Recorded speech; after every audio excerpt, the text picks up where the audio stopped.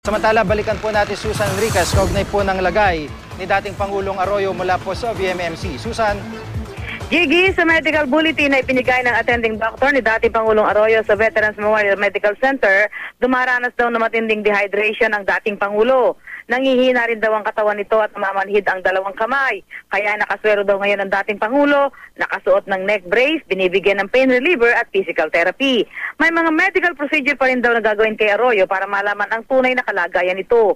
Bagaman nasa VMMC, nilinaw ni Director Legaspi na nasa custody ng korte si Arroyo. Susunod daw sila sa utos ng korte pero sa ngayon, hindi pa raw medically dischargeable ang dating Pangulo. Mula nang lumabas sa VMMC si Arroyo, matapos hospital arrest dahil sa kasong electoral sabotage, 3 beses daw kada linggo itong nagpupunta sa ospital para sa kanyang therapy. Si Ginang Arroyo ay binabantayan ng mga tauhan ng PSPG sa presidential suite ng VMMC. Gigi? Maraming salamat, Susan Enriquez.